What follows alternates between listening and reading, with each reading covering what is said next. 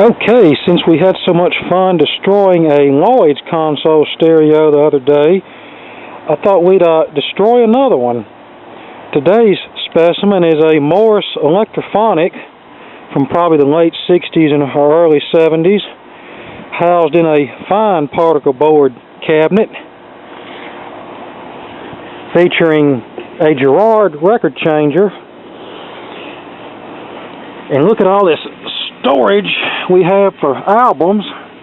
You could even put a TV in that. Yeah, one of the vendors at the flea market bought this a few weeks ago and paid $30 for it, and I told him what I thought of that, and he wanted me to repair it. Well, I didn't get no hurry about that either, and today it was sitting out in his garbage pile, and he said haul it away. So I said okay. And to the person that called me very descriptive names in the Lloyd's video, let me make myself perfectly clear. I'm saving the record changer. That means I'm keeping it. That means it's not going to meet the fate of my sledgehammer. I will also save the speakers, but as far as the cabinet, goodbye. This will be compacted into a nice bundle, and we'll go out to the garbage next Thursday. But before I start the demolition process, or continue the demolition process, I've already started the demolition process. What didn't fall off of the thing as I was moving it. Let's open the back and see what kind of fine electronics we have in this thing. And look, this fine stereo even has inputs for a tape deck, inputs for a microphone or guitar, and outputs for external speakers. Okay, let's pull the back off this thing and see what's in it. Oh wow, this one at least has more substantial speakers than the Lloyd's console did. Those might actually be worth hanging on to. But the chassis looks like your typical piece of junk. I see it does have TO3 output transistors in it, so might need those in something, so I guess I might even save the chassis out of this. Who knows? But just to make myself perfectly clear in my intentions, I am going to save the record changer. Watch carefully. We unplug the power cable. We unplug the left and right audio channels. And we think it would be easier if I turn this thing up on its upright position.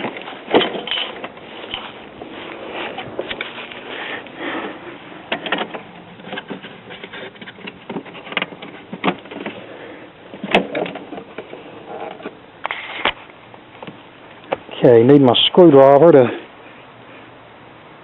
tighten these things down. Okay, now what we do now is we flip these two little turnbuckles down. That's number one and number two. Now, let's see if I can get this thing out of here.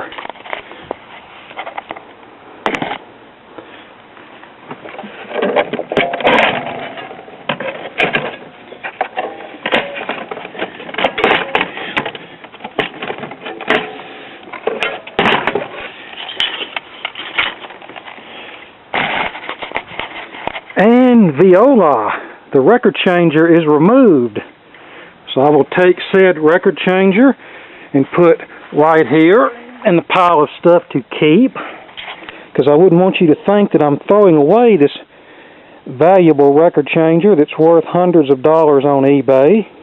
No, I certainly wouldn't. And now I will use this very handy tool known as a Phillips screwdriver to remove these speakers out of here. These could very well be used in something else, or they might also be very valuable and be worth hundreds of dollars on eBay. Oh look, one screw I didn't even have to remove from the cabinet. It just pulled right out of this fine particle board cabinet. So did the other one.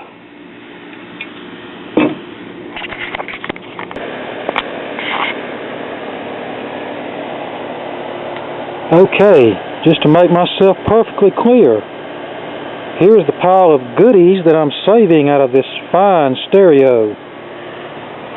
We have these top-notch speakers rated for about 3 watts apiece that I can use in my antique radio restorations, unless I can find somebody on eBay to give me about $500 apiece. We have this fine Garrard record changer, complete with flip-over ceramic cartridge that I can use in something or sell on eBay for about $500. We have the knobs that surely ought to be worth about $100 a piece on eBay, and we have these rare output transistors that are in a TO3 style package, are actually labeled Morse, which are one-of-a-kind items. You never see these. In fact, I have never seen this before, and they are actually made in the United States of America. So I think these 4 transistors probably ought to be worth about $1,000 to the right collector on eBay. Ooh, I just dropped one of them on the ground. I'm going to have to be more careful with the merchandise. Now, let's see what we're going to do about busting this fine cabinet to pieces. I really don't think it's worth anything, so I guess I will destroy it.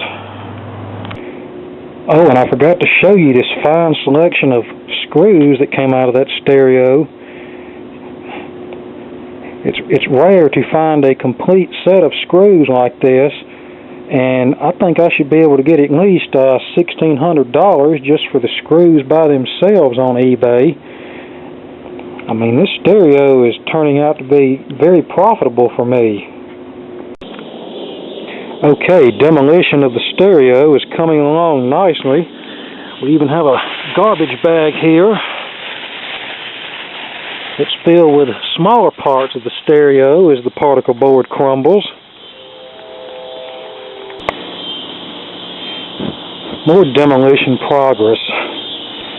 I think we're getting to be to the point to where we can say we're done with this, almost, but just a few more steps, but we're getting there. And here's the remains of the cheap, high-end Morse-Electrophonic stereo console, all busted up and ready to go out to the street Thursday. And here's a closer look at the cheap chassis that was in it.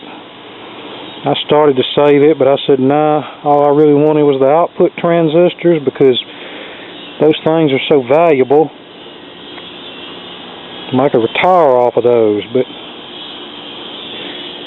anyway, this is going out to the person that called me ugly names in the Lloyd's video. I really hope you enjoyed this, and I'll see if I can find yet another console stereo to smash up later. Oh yeah, one from the 70s, that is. I would never dream of smashing an older one. But anyway, thanks for watching. More to come later.